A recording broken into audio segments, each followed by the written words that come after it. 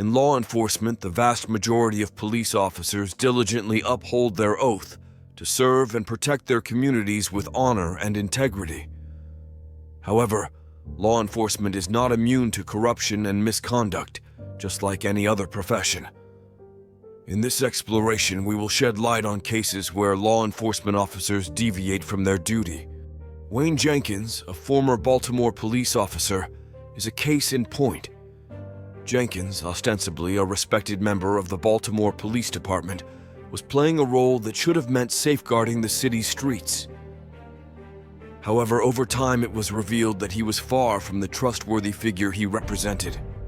Jenkins's path to corruption began when he joined the department in 2003, and over the years he rose through the ranks to become a sergeant in the Elite Gun Trace Task Force, GTTF unit. One of the most shocking crimes Jenkins and his unit committed was the widespread robbery of drug dealers and civilians. Jenkins and his team carried out illegal searches, stole money, drugs, and firearms, and extorted money from their victims. They took advantage of their position of power to commit these heinous acts, eroding the trust of the community they were supposed to protect. Another despicable crime was the practice of planting evidence on innocent individuals. Jenkins and his team would conduct illegal searches and plant drugs or firearms on victims to justify their arrests. This ruined the lives of innocent people and undermined the integrity of the judicial system. Corrupt police officers did not refrain from using physical violence when it suited them. They kidnapped people, brutalized them, and threatened them into cooperating with their criminal plans. The victims, often helpless and terrified, had no choice but to obey. The corrupt activities of Wayne Jenkins and his team went unnoticed for years, but justice finally caught up with them. Some officers in the Baltimore Police Department became suspicious of the GTTF's activities and became whistleblowers, reporting their concerns to their superiors and launching an internal investigation. These brave individuals played a crucial role in exposing corruption in the department. As the internal investigation progressed, it became clear that the crimes committed by Jenkins and his team were not limited to a few isolated incidents.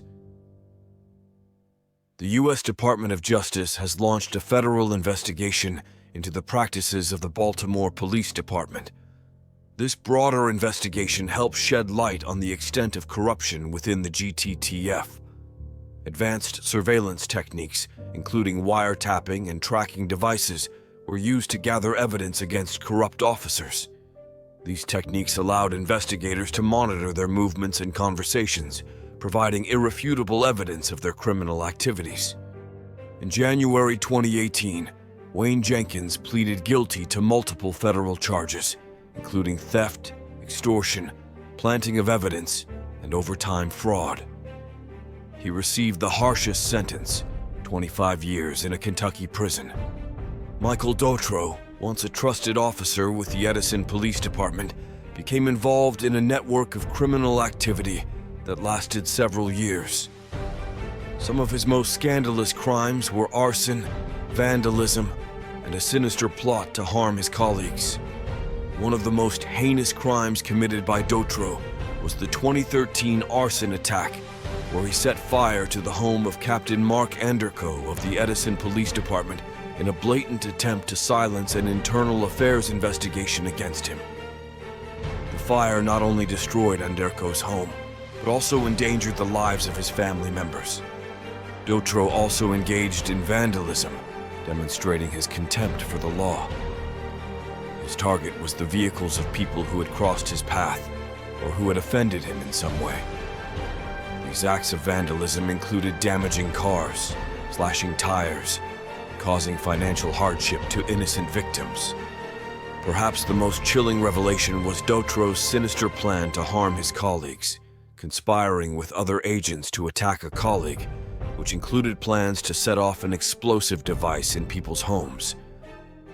This posed a serious threat to the officer in question and raised questions about the integrity of the entire police department. However, Michael Dotro's crimes did not go unnoticed, and the investigative process that led to his capture was meticulous and exhaustive. The beginning of the end for Dautro was when the Edison Police Department launched an internal affairs investigation against him in response to the numerous complaints filed against him. This investigation aimed to clarify his involvement in various criminal activities. The arson of Captain Underco's home was an important turning point in the case. The fire was thoroughly examined by fire investigators, who quickly determined that it was an arson attack. Suspicion soon turned to Dautro, who was arrested and accused of setting the fire. This event exposed Dautro's criminal activities and revealed the lengths he was willing to go to protect himself. To capture Dautro, the cooperation of witnesses and colleagues willing to come forward and provide evidence against him was crucial. Their testimonies were instrumental in building a strong case against the corrupt police officer, highlighting the importance of transparency and accountability in law enforcement. The severity of Dautro's crimes attracted the attention of federal law enforcement, and the FBI and other federal authorities collaborated with local investigators to bring Dautro to justice. Dautro's trial was of a high standard, and the evidence presented against him was overwhelming. He was ultimately found guilty of multiple charges, including conspiracy to commit murder, arson, and witness tampering. In 2017, he was sentenced to 20 years in federal prison, a stark reminder that corruption in law enforcement will not be tolerated. Daniel Holo's crimes were a scandalous betrayal of the insignia he wore. Between December 2013 and June 2014, he preyed on vulnerable women, particularly those on low incomes or with criminal records.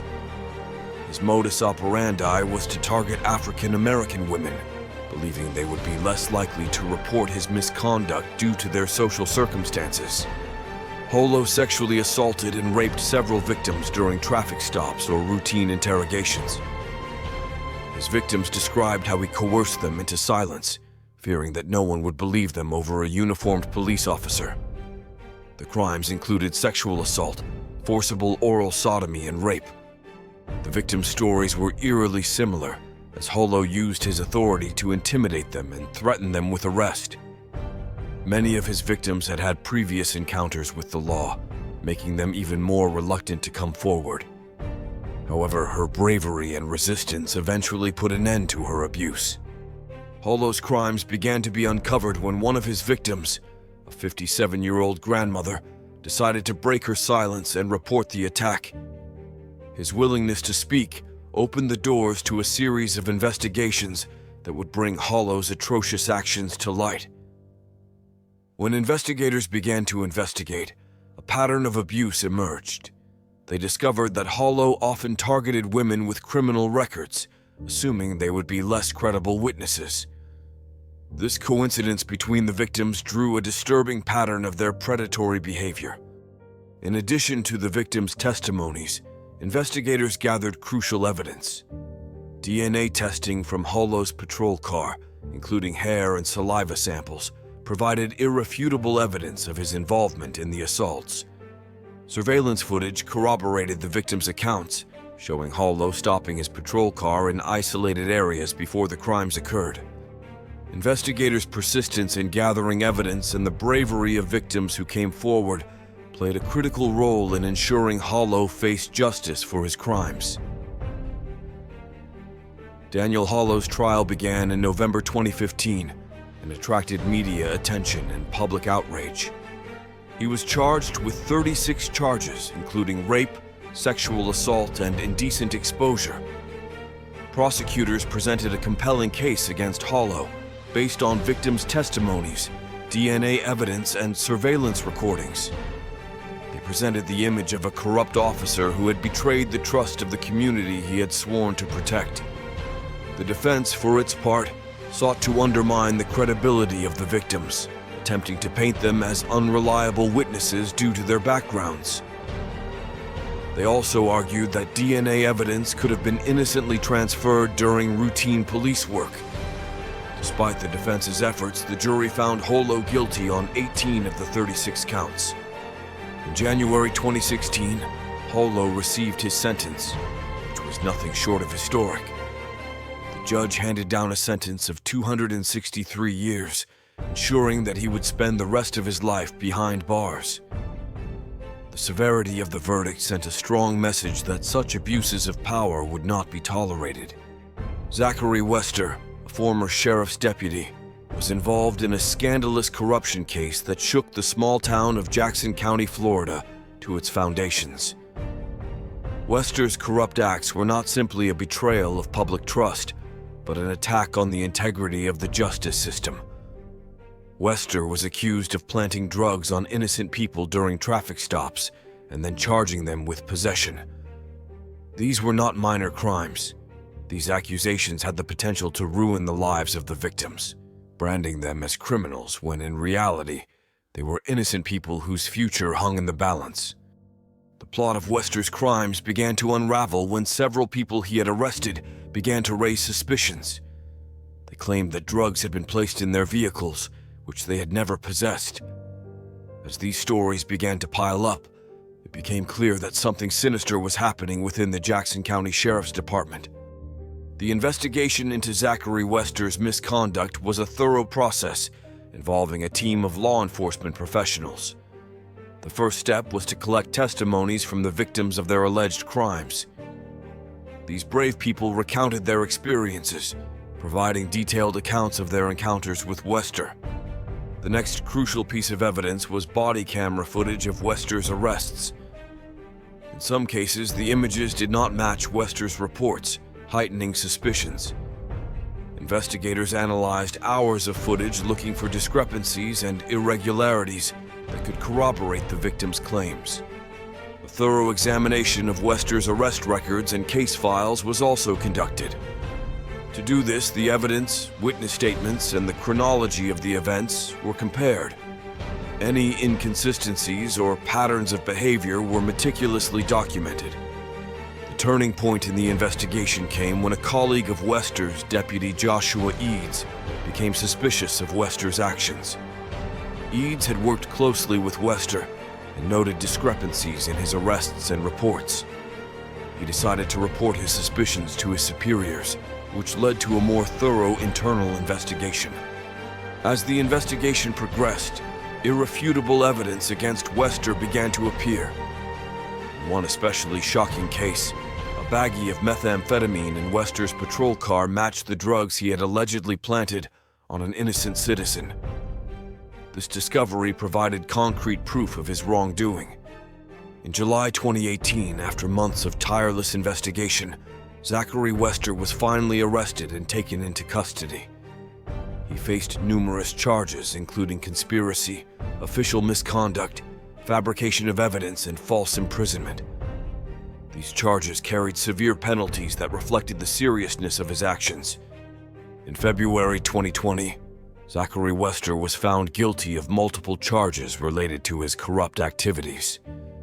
He was sentenced to a staggering 12 years in prison, a just punishment for the havoc he had wreaked on innocent lives. Dennis Perkins, who was once an officer charged with maintaining law and order in his community, wore the badge, had been sworn in, and was expected to uphold the law impartially. However, behind the facade of a dedicated agent, Perkins led a double life hiding a sinister secret. His story reminds us that not everyone who swears to protect us deserves our trust. Several heinous crimes, including sexual assault and child pornography, marked Perkins's descent into crime. These acts violated the law and shattered trust in the police force. Perkins's crimes shocked the community he had sworn to protect, leaving a trail of trauma and betrayal in his wake. Dennis Perkins's most heinous crime was the sexual assault of multiple victims. He took advantage of vulnerable people and his position of authority to commit these heinous acts.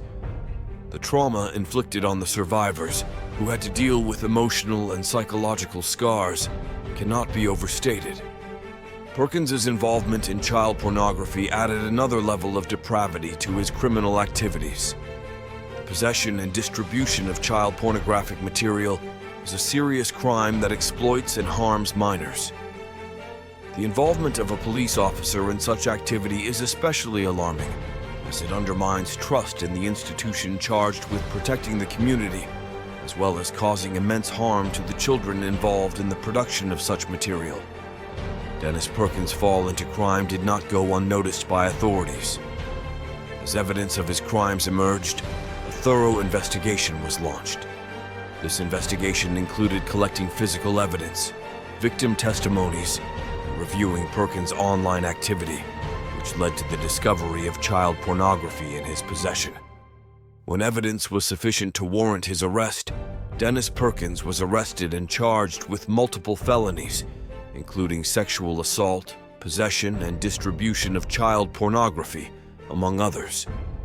It was a lengthy and complicated legal process, as it involved a member of the police force who had taken an oath to protect and serve the community.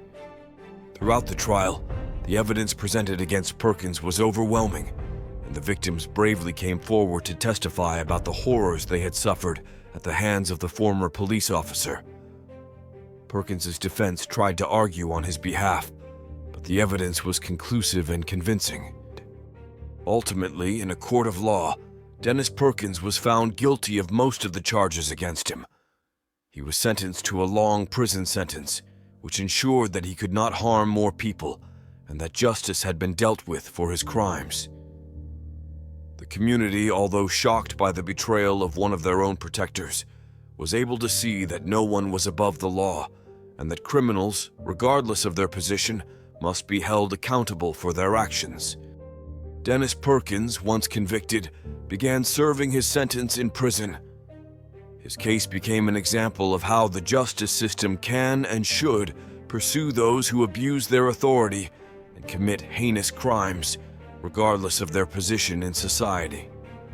The community, although devastated by the actions of one of their own officers, was able to find some solace in the idea that justice prevailed and that their children were safer without Dennis Perkins on the streets. In addition to his conviction, the Dennis Perkins case sparked a series of reforms and changes within the local police department. Authorities recognized the importance of implementing stricter supervision measures and more rigorous background check protocols to prevent people with bad intentions from joining law enforcement. Transparency and accountability became key priorities in restoring community trust in its police department.